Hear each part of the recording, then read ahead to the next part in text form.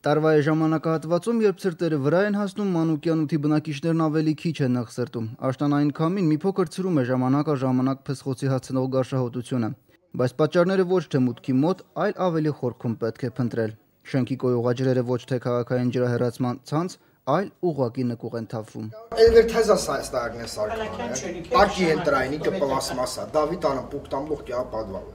Եվ քանի որ նկուղում էլեկտրական լույս ասվածի մասին ակնարկելն անգամ ավելորդ է, մեր տեսախցիկի լապտերն է փորձում լուսավորել մութ կողմերը։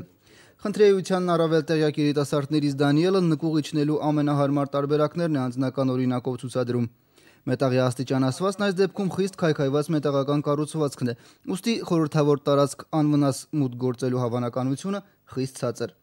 Դանիելը աղբակույտի միջով դեպի գարշահոտության սկզբն աղբյուրն է ուղղորդում։ Ջրափոսեր ամենուր եւ տիղմ, միջատների բազմացման իդեալական վայր։ Իսկ բարձելու համար թե որ ջրափոսն է ամենախորը, համապատասխան առարկա այդ պահին չունեինք։ Հոտը, գարշելի հոտակյան, տորնը պենը մստաչե, как будто տանանցիկ է там это։ Ամեն անգամ բողոքալը, կիրալը, ստորագրոտալը 12 ընտանիքը։ Ժեկը կեմա վադականալավակություն, վադականալն է ժեկավնակություն։ Այս վերջին անգամ ասամի չևլես փալակյանը սարքեք վեշ մզանա եկողջին է։ Կե ասմա վրընգնեմ ին պենի պատասխանovat ասենք։ Խնդիրը նա վեր նոկողային հարիկը սաղ ջուրա մեջ։ Նստված տվալա բաց մեկա սաղ ջուրա։ Պիտի մաքրվի սաղ այդ կոյուղու հարցերը լուծվի, վերանորոգվի, փոխարինվի։ Բարբերաբար նամակներ են գրել շենքի բնակիչների անունից, եկել են մեկ-մեկ, թեթև կոսմետիկ, այսպես ասած, վերանորոգել են կոյուղի խողովակները, բայց խնդիրը արմատապես չի լուծվել եւ խցանումների պատճառով կեղտաջրը միշտ թափվում է կողի անցքերը։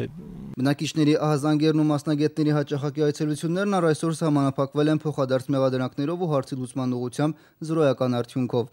Ամեն աստծո օր գարշահոտից խեղդվող այս մարդկանց վստահեցմամբ ջրմուղ կոյուղու աշխատակիցների ու բնակչահագործման տնտեսության միջև չի հաջողվում պայմանավորվածություն ձեռք բերել, կապված աշխատանքների իրականացման հաջորդականության հետ։ Արդյունքում կոյուղին շարունակում է հոսել դեպի շենքի նկուղ։ Իսկ առավել մտահոգիչը սեյսմակայունությունն է, օրեցօր սեյսմիկ վտանգը անհանգստության նորալիք է բարձրացնում Մանուկյան ութում։ Ներկայությամբ, եթե ուշադրություն դարձնեք, ապա ասֆալտի շենքի մոտ արդեն իջել է մոտ մի 10-20 սանտիմետրով, ինչը բավական մեծ լուրջ խնդիր է հանդիսանում սեյսմակայունության, շենքի սեյսմակայունության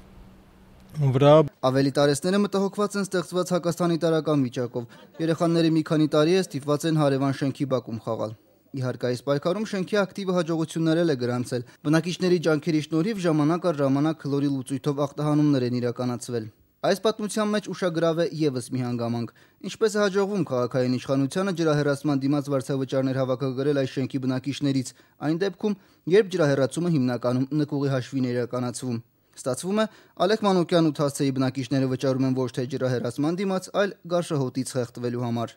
Սամվել Բալայան, Հովիկ Արաքելյան, օր։